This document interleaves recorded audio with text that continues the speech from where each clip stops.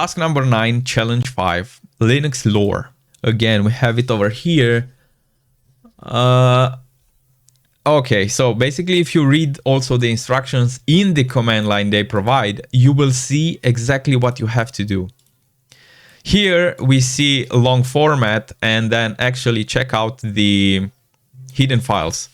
So if we go like this, let's go and do exactly what they say. McSkitty, let me see if this will work, as it should, but being a simulated, being just a created, yeah, so these commands are not working like in a Linux machine because this is just an interface built with the web page. Then we have here a list with the long format and A, which we see this message, because if we say only list, we'll go readme, right? But if we say list L, you can see also the long format with the rights and users that own the file. And then we say cat secret message.